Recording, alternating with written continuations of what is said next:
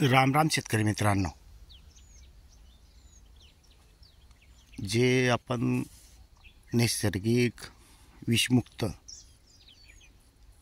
8-10 वर्षापासून करतोय आणि आपण वेगवेगळ्या पद्धतीने काही पुस्तकातून नॉलेज घेऊन आयुर्वेदिकमधलं तिथलं काही नॉलेज घेऊन आपण आपल्या स्वतःच्या काही फॉर्म्युल्यांमध्ये काम करून शेतकऱ्यांपर्यंत आपण जे काही प्रयोग केलेले आहेत, अनुभव घेतलेले आहेत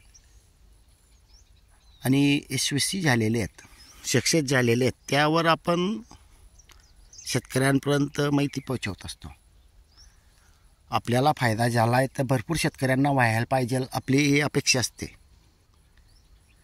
मी जे काही घरगुती निविष्ठा बनवल्या आहेत, शक्ती अर्क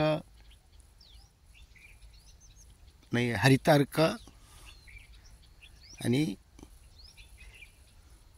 हरित शक्ती, हे जो 2 बनवलेले आहेत, हे मी माझे स्वतःचे अनुभवाचे आहेत. हे काही कुठून घेतलेले नाही आहेत.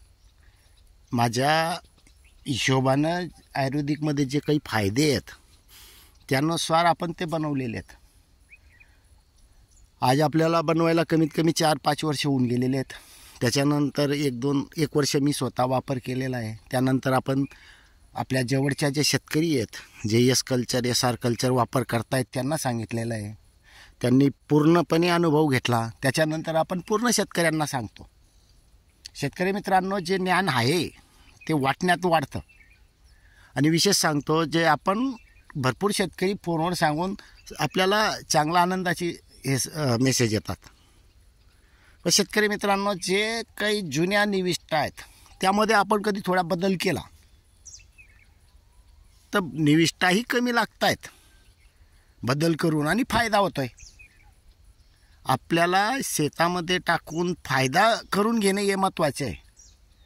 पण काही लोक हे असं करू नका, ते तसं करू नका. अरे बाबा, स्वतः करा, अनुभव घ्या, घरात बसून कोणाला सांगू नका.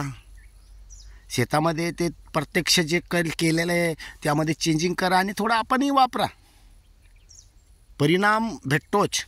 शेतकरी मित्रांनो, नैसर्गिक निविष्ठांमध्ये थोडासाही बदल केला तरी घटक वाढतात आणि आपल्याला चांगले परिणाम भेटतात. तर मला असं वाटतं, टीका टिप्पणीवाले तर भरपूर असतात, आपण त्यांच्या नांदी लागत पण नाही. फक्त शेतकऱ्यांना भ्रमात जास्त पाडतायत. हे करू नका, ते करू नका, उन्हात ठेवू नका, सावलीतच ठेवा.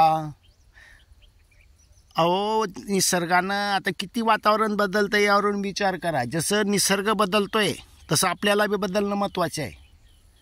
जर उन्हामध्ये ठेवून जीवाणू कल्चर तयार झालं नसतं या फायदा झाला नसता तर आपण पण उन्हात का ठेवलं असतं. आता आपण इतके शोध लावू शकतोय आणि हा शोध लावला नसता का? आणि उन्हात बनवून आपण त्याच्यावर प्रक्रिया करून काम करतोय. आपल्याला थोडे परिणाम कमी झाले असते किंवा आपल्याला त्यातलं काही एक हे भेटलं नसतं तर आपण हमाल्या करायला तयार आहेत का?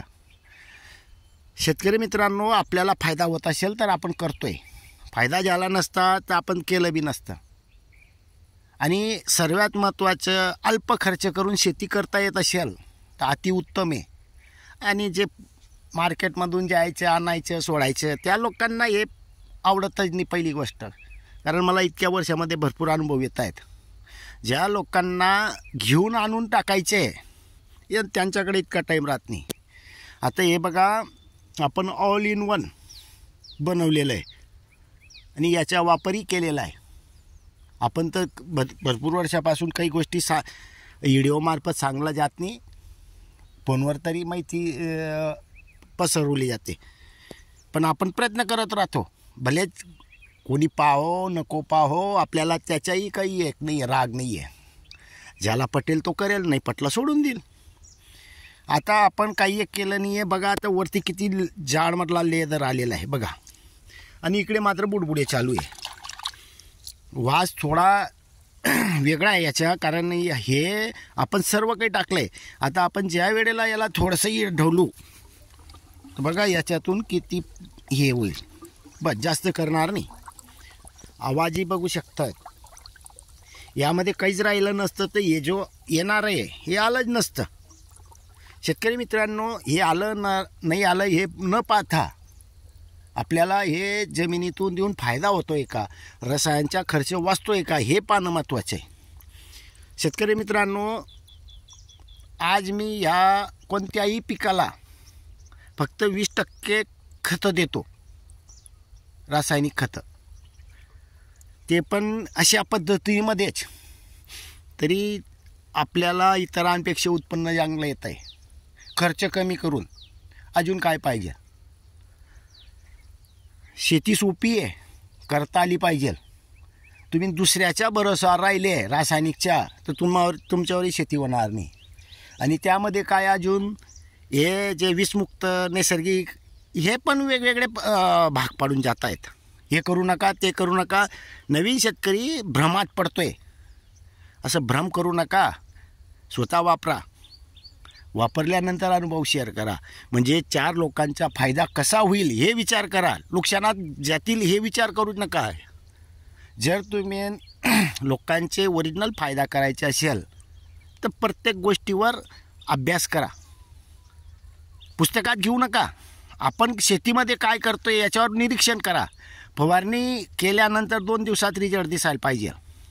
जमिनीतून दिल्यानंतर 5-7-8 दिवसानं रिझल्ट दिसायला पाहिजे.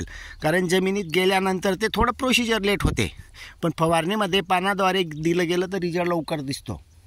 शेतकरी मित्रांनो, खर्च कमी करा, जमीन सुपीक करा. जमीन सुपीक केल्यानंतर ऑटोमॅटिक तुमचे उत्पन्न वाढतंय. बघा, तुम्हाला जसं काही जमेल तसं करू शकतात. माझा विरोध नाही आहे. आणि तुम्ही उन्हात ठेवा की सावलीत ठेवा हा पण माझा विरोध नाही आहे. मला जे आलेले अनुभव असतात मी ते सांगतो. मग बाकीच्यांना पट्ट नाही पट्ट हा त्यांचा विषय. मग धन्यवाद.